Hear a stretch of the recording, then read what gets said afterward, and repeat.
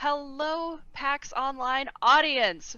Welcome to the infinite storytelling engine of professional wrestling. We're so happy to have you here. Introducing our beautiful panel of experts.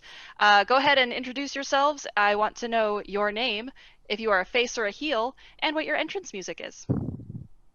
I'm Matt Cross.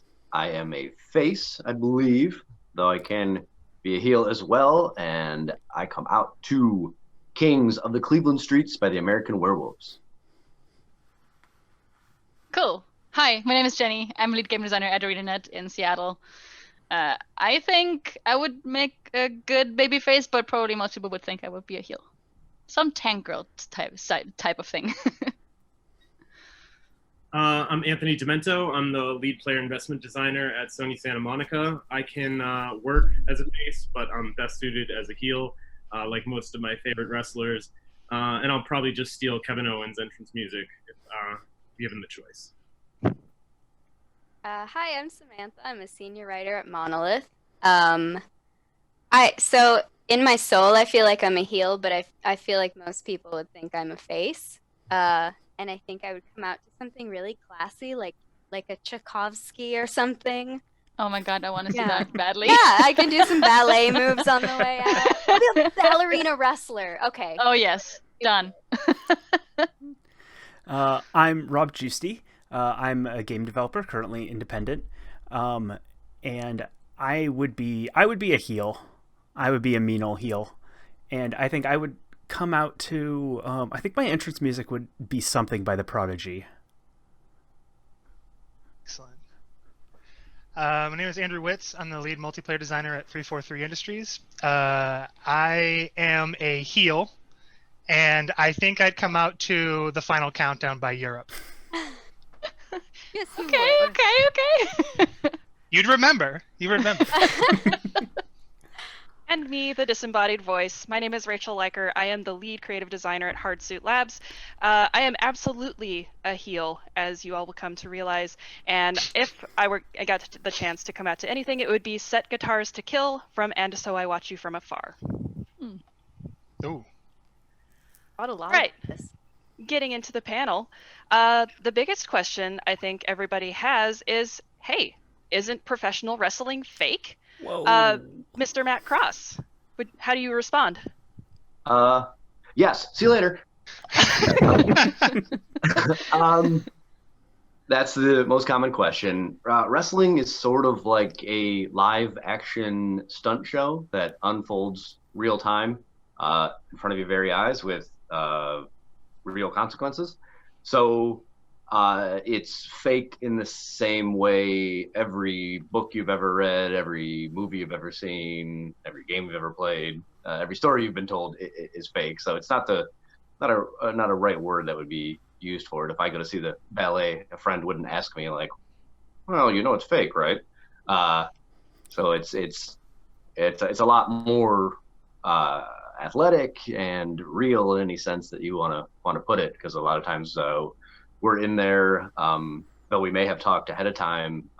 There are giant swaths of the matches where we haven't talked about anything, and it is sort of unfolding again real time based on sort of audience feedback as well. So I think that's one of the very unique things about wrestling, is that the audience is involved, and if they yell out a certain thing, it will impact and influence what we do. So there's this interplay between the audience and people real time that I think it's very unique.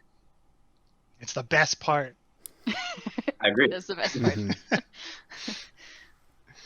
That's a really good answer. Thank you. Of course. All right, so we've talked about how it is a performance and how it is kind of partially planned and partially on the fly.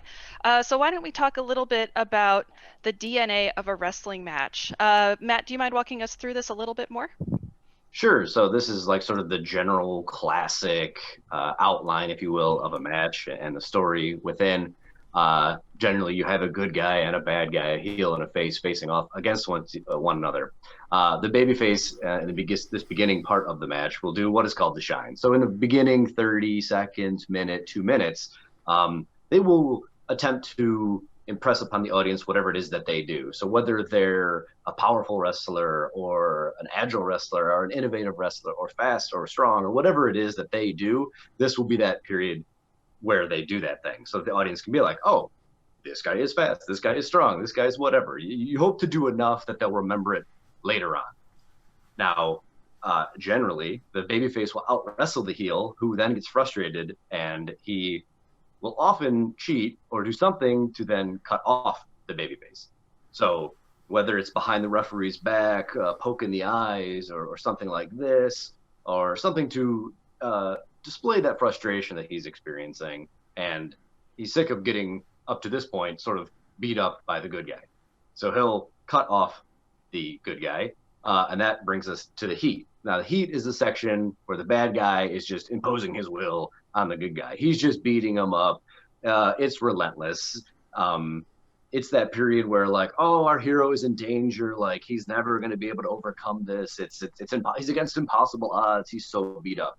But the babyface during this period will never die, right? He's always coming back. He's always showing he's alive. But the second you just lay down flat, you're going to lose sort of audience engagement. So even though you may be getting the crap kicked out of you, you're sort of still crawling and fighting, and then eventually, perhaps you're able to avoid the heel as he comes at you, or capitalize on some mistake he makes, or muster up enough courage, or that audience gets behind you where you feel it and you're like, here's my chance, here's my time. Now I can kind of block a shot finally, and we can sort of build something here and mount this comeback. So it's the big heroic, like, you've overcome everything, you finally got out of the way of one catastrophic move, now you're capitalizing on this opportunity that's come to you, and this is purely fueled by adrenaline, right? So now you don't feel anything, you can't be hurt, even though you may have gotten your butt kicked before this and up to this point. Now it's just, you're firing on all cylinders, it's all you, and you're coming back strong. So this is the comeback, and really gets the audience involved. You don't feel the pain of what has come before. That will lead you into trying to win. So now you're trying to get a pinfall on your opponent or a submission. He's trying to do the same to you. You guys are both tired and weathered, and you've been through so much in front of everyone's eyes, and they've seen you, overcome all these odds real time, leading up into the finish, which will depend on where you're going at a later time. So if this is the end of a feud, perhaps, and you want to leave people going home in the main event happy, then the babyface will prevail. If the following month they're going to overcome more odds or face another challenge, then perhaps the heel wins again, and perhaps in a nefarious way and in some cheating methods. So that is sort of the general outline that almost all matches follow. That is an excellent outline. That was excellent. Great. That's very good, yes. Thank you for that detailed explanation. That sounds curiously familiar to me to a typical narrative structure. Samantha, would you like to explain a little bit more in detail about how these two things line up? Yeah, so specifically, this maps pretty well to a traditional 5-act structure. So you've got the exposition, which sort of includes the match story and the promos and everything that happens leading up to the match, so that the audience sort of knows what's going on and the feud and the details of it. And then, you've got the cutoff, which is the complication.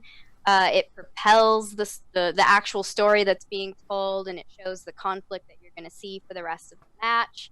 The heat ends up being the climax, which is the rising action, the continued, like, oh no, is the face going to be able to turn it around? Things are looking really bad. And then the climax happens. And then you've got the reversal with the aha moment for the hero to beat the enemy, in this case the face beating the heel, or you get the sudden double reversal where the heel ends up winning. And then you have the denouement, which is the outcome of the match, the new rules of the world, or the feud, the arc, the storyline, whatever, and it just wraps it up completely in one match, while also leaving room for the story to continue. And this is pretty genius for a couple of reasons. First is that the 5-act structure is it works best when it is two very clearly opposing forces and the sort of push-pull struggle between them, wrestling. And the second is that creating a rigid structure for an individual story segment allows for there to be a sense of complete narrative satisfaction within one match, while also sort of contributing to this nebulous, ever-changing, ever-growing storyline. Because, you know, in something like wrestling, you don't entirely know where a story is going to go. Like somebody could retire, somebody could get hurt, something couldn't test well, audience could want to see something different, and the sense of sort of being able to go with the flow is fine because you've already got the structure within each individual match. And I think that that's something that long-running live service games, and in particular MMOs, could really draw on, because MMOs and other live service games are similar in that you don't know exactly how long your story is going to continue. As long as the money comes in, you can keep putting content out, but you don't entirely know how long that's going to happen. It could be 3 years, it could be 5 years, you could be like a 10-year long, 20-year long, whatever game, like WoW. And so you could use, I'm not advocating for a 5-act structure specifically for games. That would be Everything has to be 5-act structure. Yeah, prescribing a rigid structure to games is not advisable because every game is different. But picking a structure, whatever you choose, adhering to that for each little story bite and creating a complete story experience for each segment allows players to be satisfied in the moment that their immediate story is resolved while still contributing to this sort of more nebulous, loose story that continues over the years. And that way, if your story suddenly has to end, players are still satisfied. They still had the resolution in that moment. Or if you suddenly find out that your story has to continue much longer than you thought it would, you can keep adding those segments on, and it's not that difficult. I also think it really helps to structure your game like this or in a similar way as you just described, because it's easier to get into it if you didn't start from the beginning. Like the one thing I love about wrestling is that I can bring a complete newbie at any point in time to an indie show and they will get it.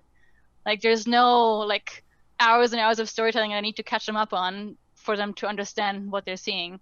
I think that's one of the strengths of wrestling storytelling, that everything is somewhat self-contained and has a deeper narrative if you want to engage with it, but it's kind of optional. Yeah. Yeah, it's like the brilliance of the shine and the cutoff is like, that is so crucial, I find, to like people comprehending a wrestling match when they're watching it for the first time. Is they know nothing, they just see the entrances and they're like, they get like caught up in the spectacle and like the pageantry of it all, of like the start of it. And because that's like, I love that so much, so like maybe it's like they vibe off of my excitement when I bring somebody, but but I think like oftentimes when I bring somebody new, like what you're saying, Jenny, and like they don't really know what wrestling is about, I just kind of go, just watch what's going to happen, and then they watch. They just go, wait, this person's mad at this person, but why? And I'm just like, because that person's bad. They've articulated that they're bad. They go, but like why? I'm just like, we'll have to find out. Like let's just watch the match, right? I hit the cutoff. They just go, oh, they're doing this thing. I don't like that. That doesn't seem like it's okay. And it's like, well, now you're in the match, right? Like it's like that now they're invested.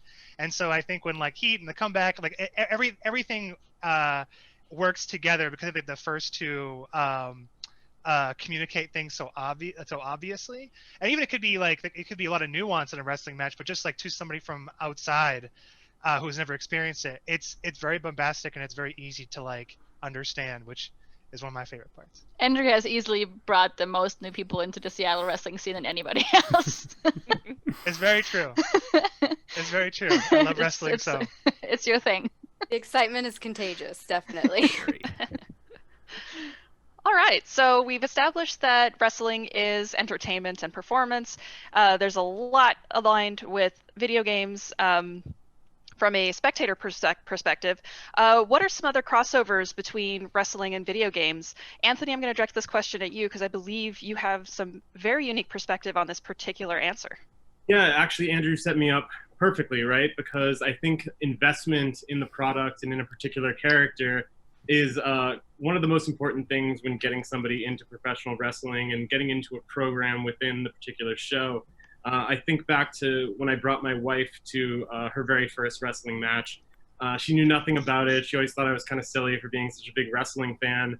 And as people come out and you start to see the character, she starts to ask similar questions of like, well, who's this? And you explain who they are and you tell them a little bit of their backstory and why they're behaving the way they are. And all of a sudden that investment starts to build, and week after week you learn a little bit more, and the character starts to come together, and all of a sudden, she's asking me if we can, watch wrestling on Monday night, and all my dreams come true. So for me, I think there's a very close parallel with that goal of building investment within the audience. I mean, my title is the lead player investment designer.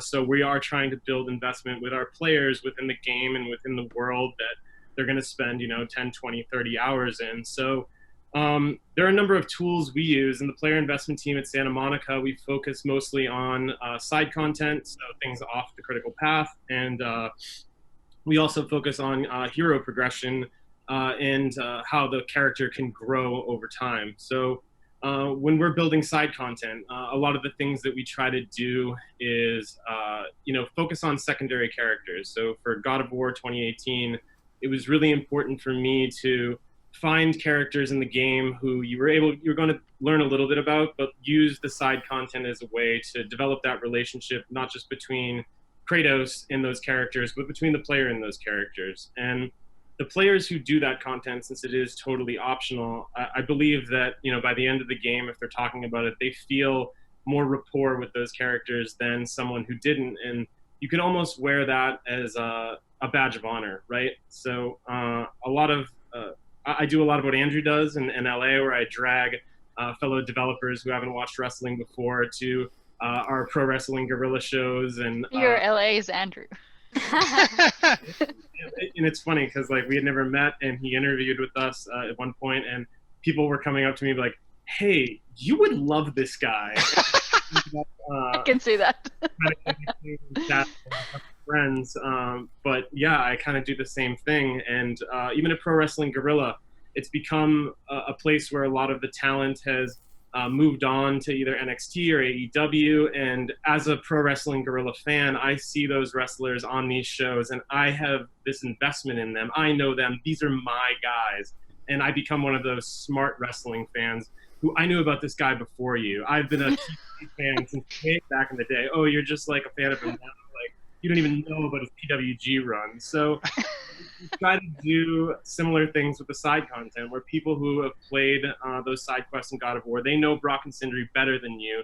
Probably people who didn't want to play the content I worked on in 2018, and that's okay too. So I think WWE's done a terrific job of this with establishing NXT as like a core brand, and sometimes using that as a pipeline to their main roster as well, because people are going to have that investment in those characters. Going back, long before a lot of other people.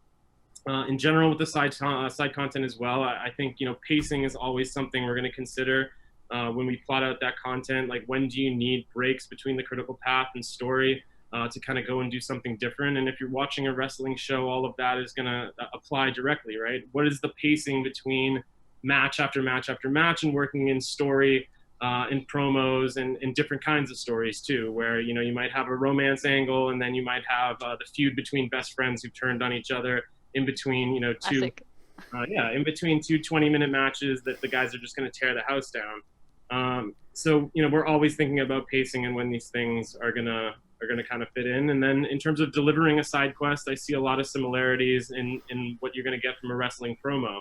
I'm always kind of talking to writers about like, hey, can you give me the briefing for this quest in the most succinct but effective way possible? You say the things that you need to say, but try not to mince words. And I think you'll see some interesting parallels with some of the best promos. And if you're looking to get into wrestling for the first time, that's some place I might start to, of just going and looking at some of the classic promos that have happened over the history of wrestling. We might want to do a quick explanation of what a promo is.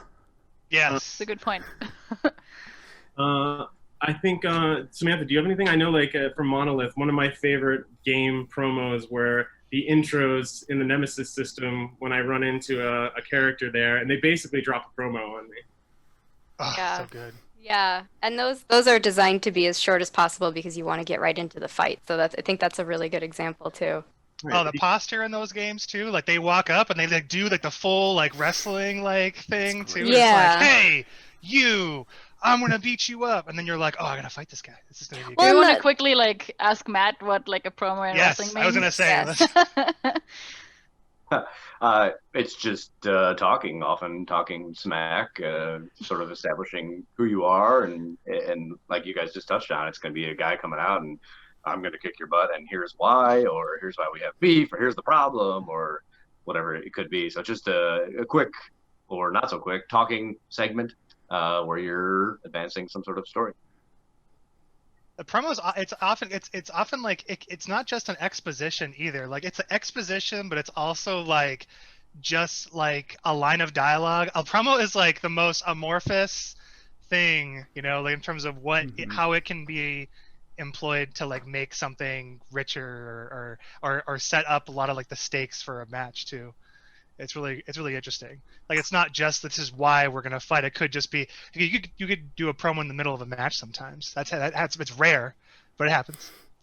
Yeah, I've seen it, and it is rare. And when it's rare, it's almost that much more effective, right? Because you haven't seen something like that before, which is another interesting parallel. Whenever we can do something in games that's new or catches the audience off guard, you know, the same things work in wrestling. And you know, for me, the other half of like what I do in terms of like progression and gear, I think a wrestler is kind of made up in a loadout. I almost think of them the same way as I would equip a hero, of, you know, the things that make up this professional wrestler, whether it's their promos themselves, that's part of their core, it's part of their equipment, their entrance music, their ring gear, even their move set. Sometimes they might even have a companion or a manager, you know, whether it's Kratos has Atreus, you know, Hulk Hogan has Jimmy Hart, and they bring out the best. I love that comparison. And then the one last one I jotted down just before we started this was the idea of consumables, right? Like where in a game like Halo, I may have a limited number of grenades in a professional wrestling match. Certain wrestlers will have their core consumable, whether it's a bat with you know, barbed wire around it, or the sledgehammer, or mist, spitting mist in someone's face. Definitely a consumable. and, There's also that move that you can only do once or twice, otherwise it'll start to injure yourself. it's on cooldown. Yeah, it's on cooldown. You gotta get your star meter back up. Or there's consumables around, like there's like tables, right? Like when a table is set up, right? It's just like, oh man, there's a table. And everyone's like thinking about the table the whole time. Like, oh man, they're going near the table. And it's just like, there's only one table. Or there's two. You're like, oh man, which table are they going through? And then if they go through both, you're like, what? They're going through both tables? Who's eating these tables? No, it's so true. Like the idea of consumables. I think like about like wrestling matches. Like as a multiplayer designer, I think about how wrestling matches are so rulesy in terms of like the opening of a match. It's like this own like this is how like there are types of matches, right? There's I quit matches, which is a match that ends when one wrestler says I quit, usually from a move like a couple of moves or a submission maneuver. Like someone gets into like an arm bar or something, and then like they can't take the pain anymore, and so they say I quit. There's ladder matches where like the title's up top, you have to climb the ladder and take it, right? There's a bunch of different kinds of matches, and I like how the matches have rules, but then the rules are broken, but how the rules are broken adds to the fabric of the storytelling that goes on, which is great. Yeah. Like oftentimes there's like a last man standing match, which is like two people are like the whole goal is to put your opponent down so they can't stand for 10 seconds. And it's like, okay, this is good. I understand. This is a very readable rule. I understand what the stakes are here. But then like how that can be like how unexpected the resolution of that can be is like someone parks a forklift like over somebody else and they can't get up because like the forklift bars are like keeping them down. And it's like, okay, I did not see that coming, and that's hilarious, and I'm invested in this. Or it could be emotional, like, you know, like it's a very like it's a very like brutal match where it's like I like the two best friend angle is very classic, where it's like two best friends are going back and forth and trading blows, and then you know, one of it, like, you know, they both are gonna get counted out or something, and they hold on to each other to try and like keep each other lifted up so that the match doesn't end, so you can see who goes forward, right? Like, there's all these kind of rule bending and like ways to work around the rules in the course of a match that when I see that as a multiplayer designer, I'm like, oh, this is kind of tasty. This is kind of cool. Like, and it kind of makes you want to engage and design that too. It's like, oh, this is super readable. It's thematic, and the pacing is really good. And then the climax is like, excellent and inventive, which is kind of like all the things that we aspire to do in terms of like how we make products and stuff. I love what you all have called out about like items being used to like build the match. I feel like a lot of that is really lost in video games, and we don't do a lot of it. You know, the idea of there's a ladder somewhere around, and you know that it's going to be used, or if it's a ladder match in the first place, you know that at some point the ladder is going to come out, obviously, because it has to. Or there's a table somewhere set up, and you know at some point someone's going to do something with the stupid table, and you don't know how and what exactly is going to happen, but it builds so much of the tension, and it builds so much of expectation and being able to reverse and subvert those expectations.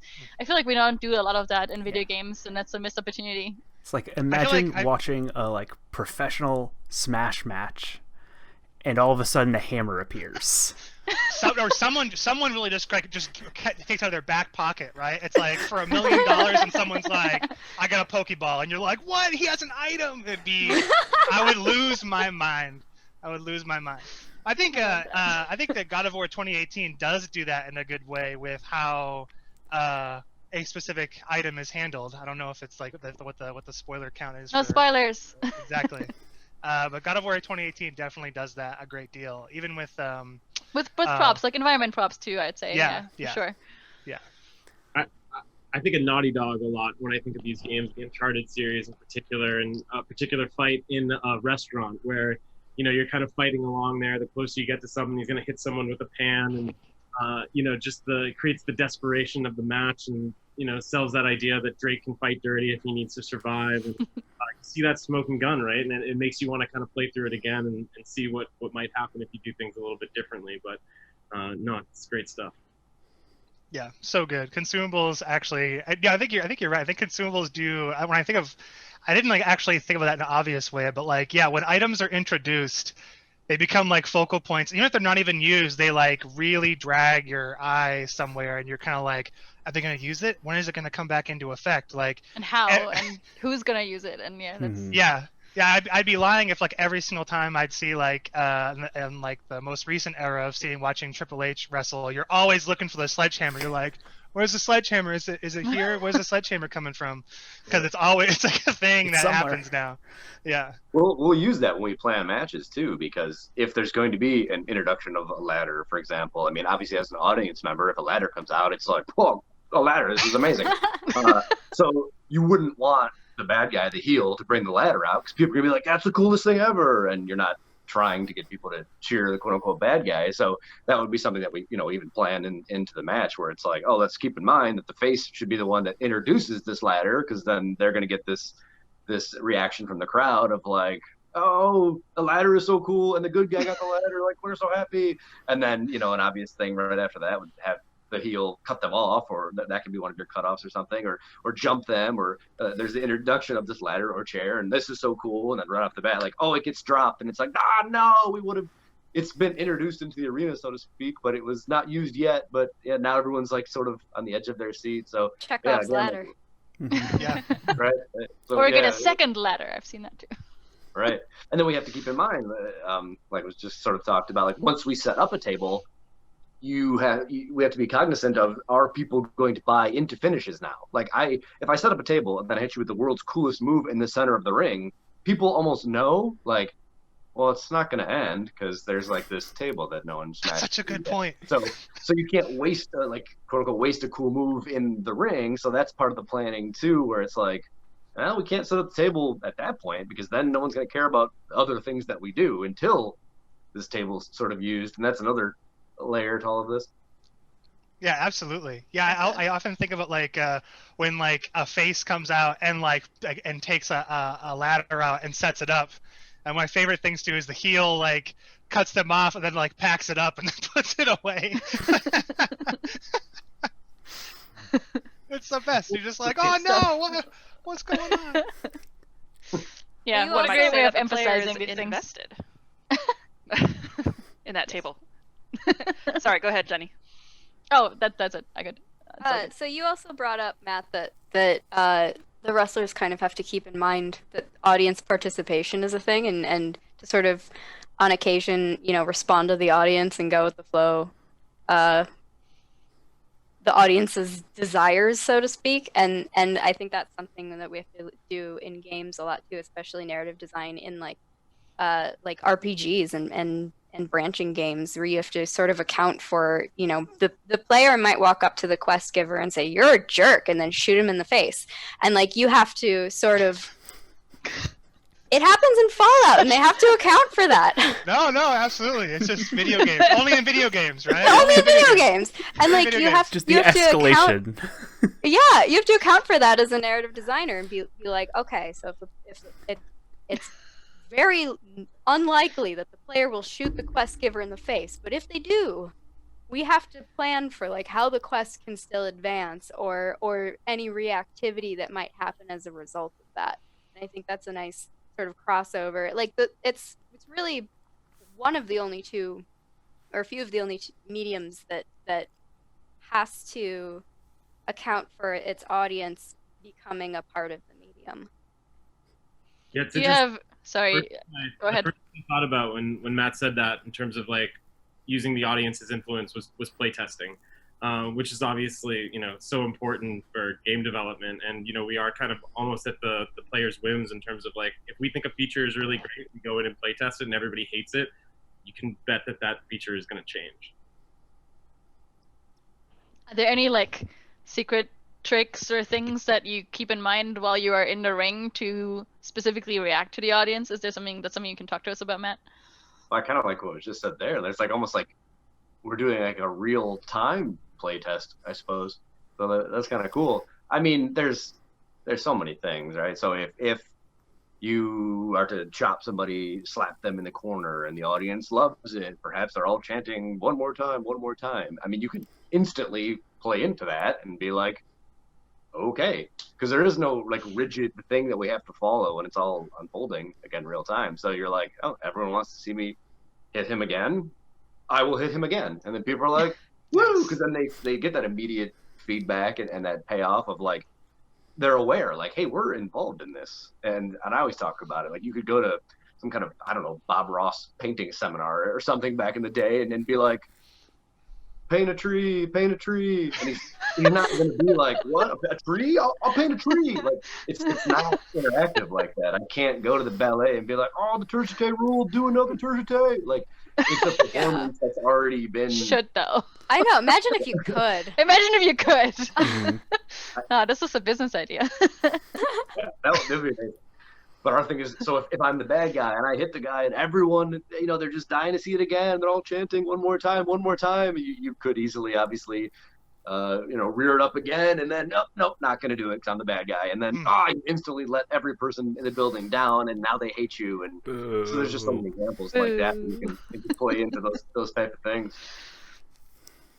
Yeah, Speaking more to the player investment kind of side, we've talked about props, we've talked about how to motivate the player through spaces. What about the characters? How is creating a compelling character for games similar to creating a compelling character for wrestling, for example?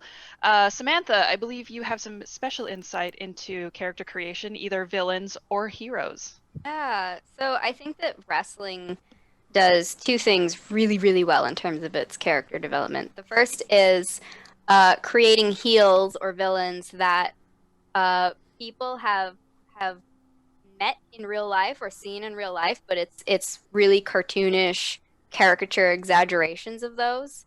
I think that games on occasion tend to fall into these sort of large catastrophic villain problems where the enemy is a bit faceless and it's this big like let's save the world because evil, and it's hard to sort of get into hating that kind of villain. Like you want the player to enjoy beating the villain, and I think wrestling does that really well because they come up with like, oh, it's that douchebag at the gym who like takes your weights and hoards them and sits on the bench and texts on his phone, except he's also got a bat with spikes on it, and he's gonna try and beat up the hero. Like it's something that's familiar but taken to like 11, and I think that games can really benefit from that model a little more. Like I think Handsome Jack is a good example of that.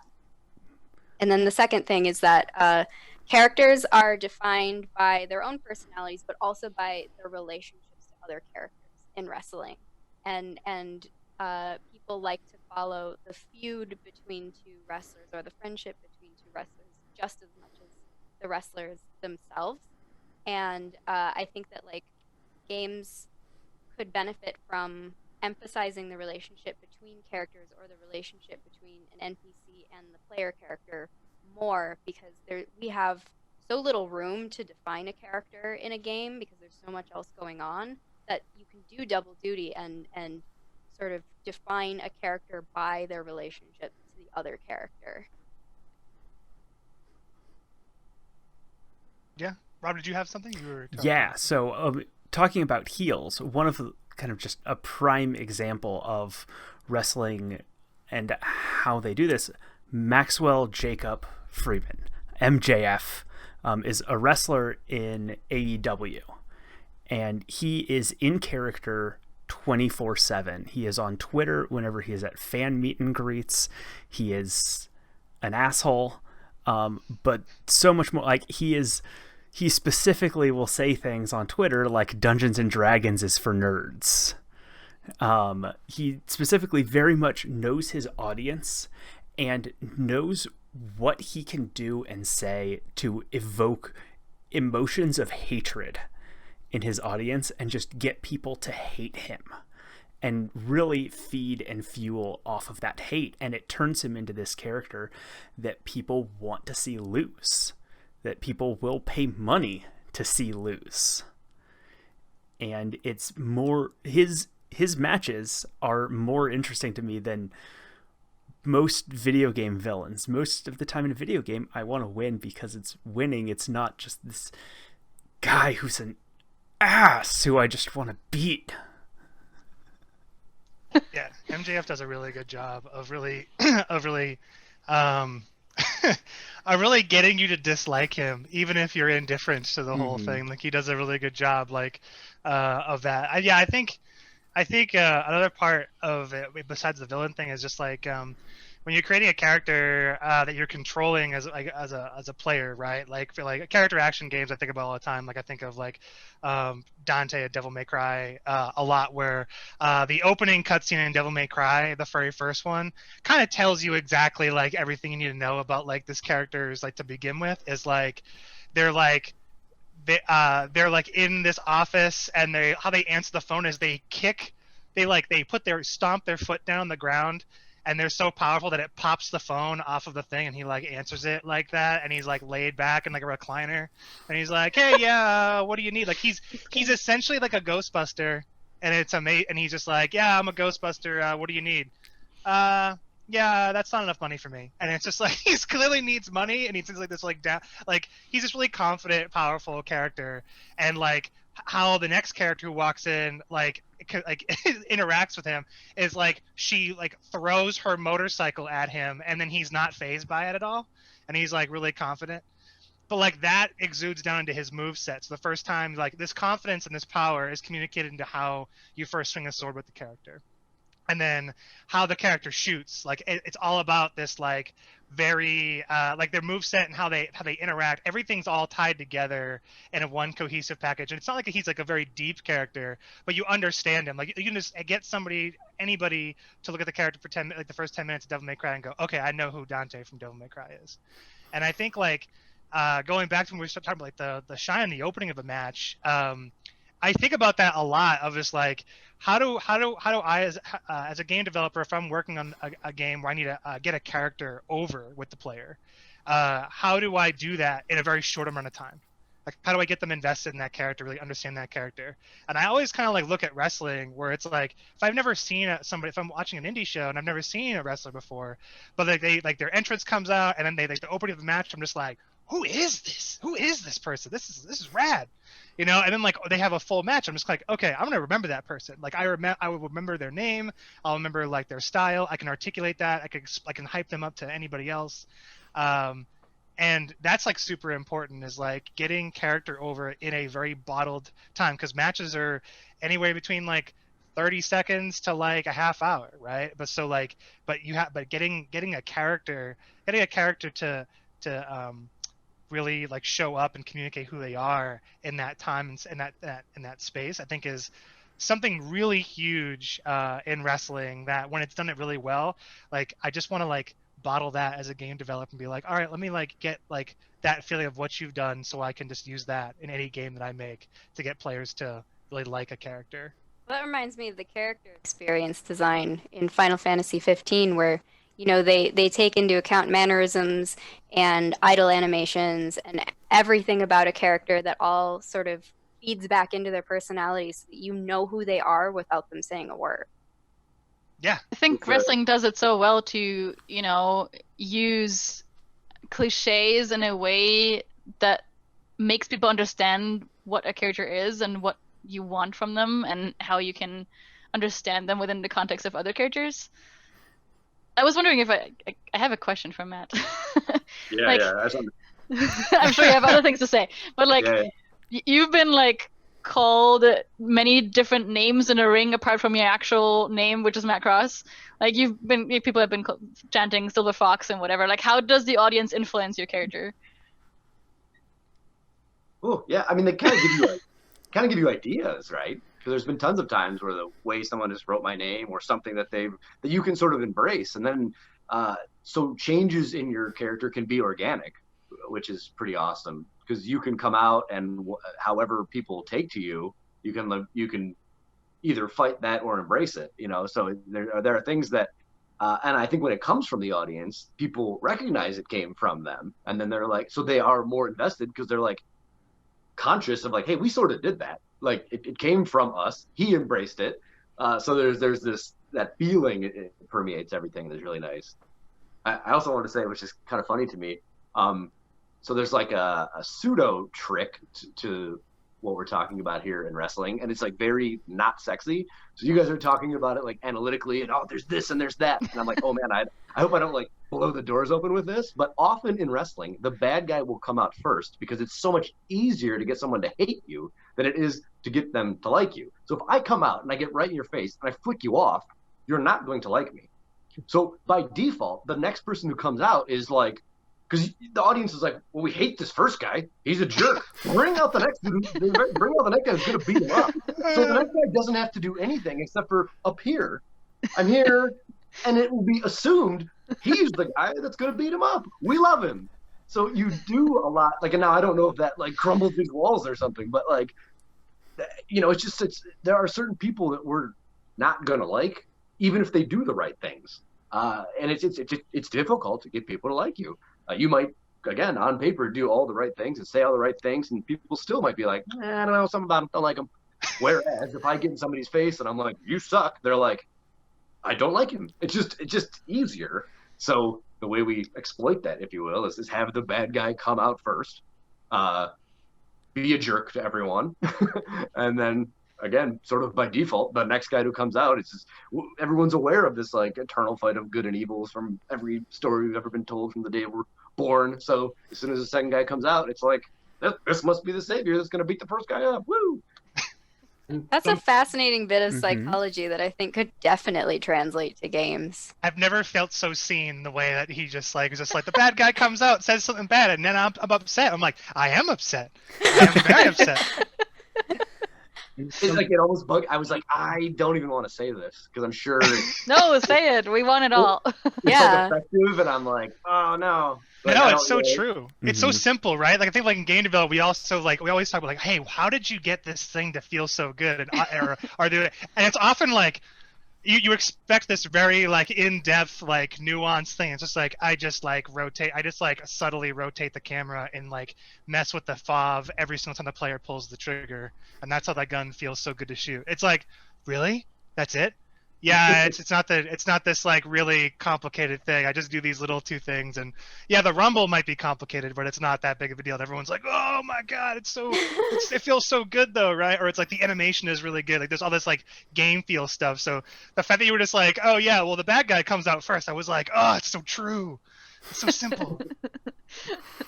Everything makes sense. It's almost necessary sometimes too. I think one of my favorite guys of all time, Ravishing Rick Rude, right? If the baby face was out first and Rick Rude's in the ring calling the audience a bunch of sweat hogs, you'd expect a baby face to do something about that, right? But if he's not out yet, there's no blame that can be assigned yet.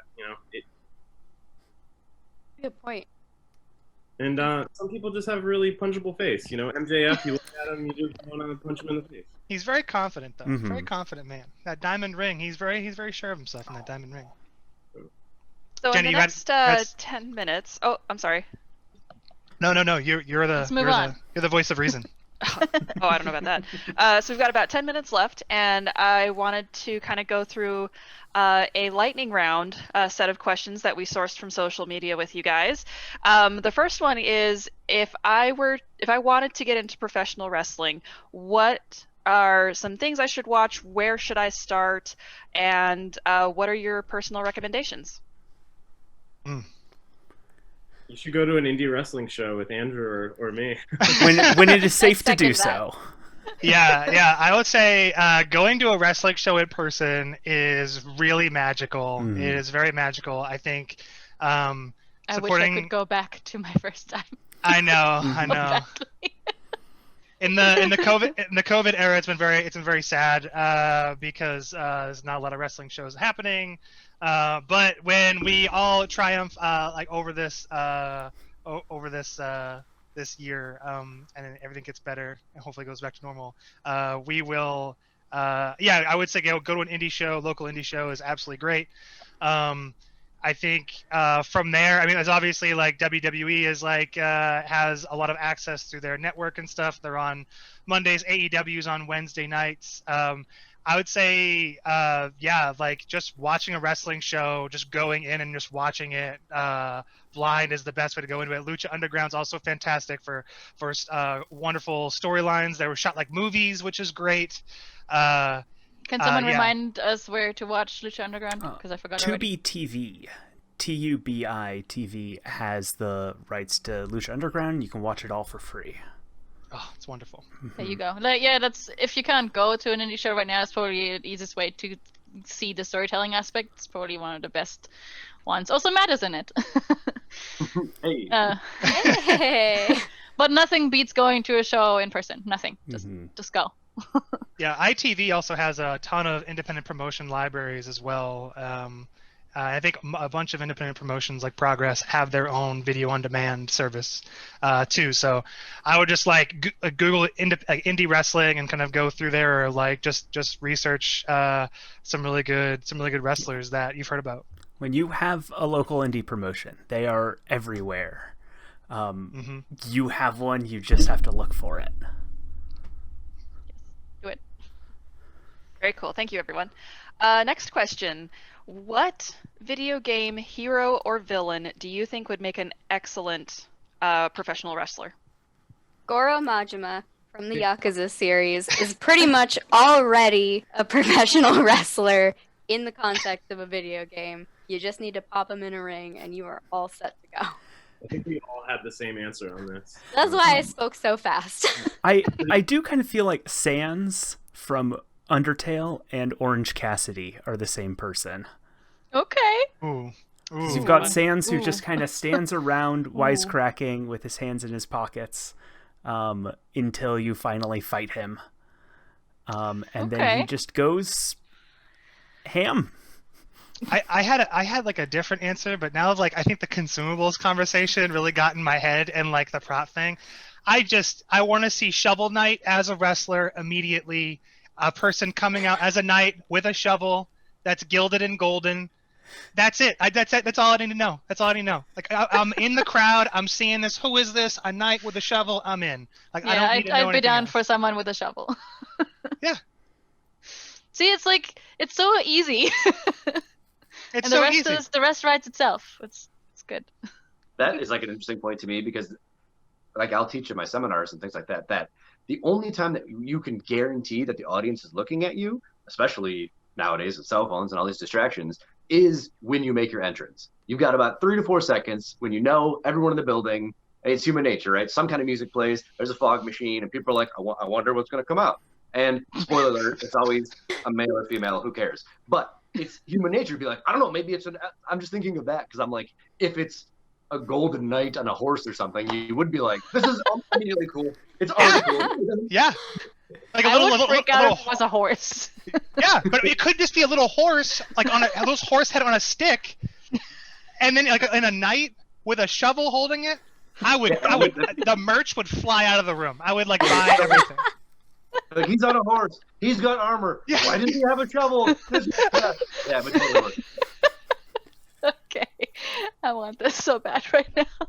I miss wrestling so much. Definitely. Wrestling's the best. All right, last question. What's one thing that wrestling does right that games can learn from? So many things, though. I have kind of a weird answer. Go for it. So I think that something that wrestling does really well is playing with gender stereotypes and the fluidity of gender and sexuality. There are so many times where, you know, 2 male wrestlers will power each other up by kissing, or, you know, an entire wrestling match is about one wrestler trying to touch the other one's butt.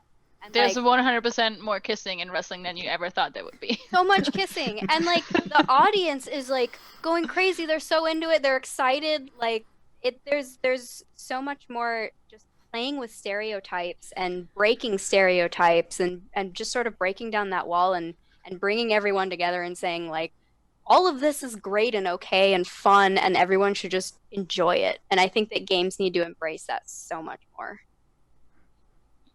I think I would like to see a less rigid idea of storylines and characters. Like sometimes, you know, we are creative, so when we write our heroes and our villains, they already as like so set in stone.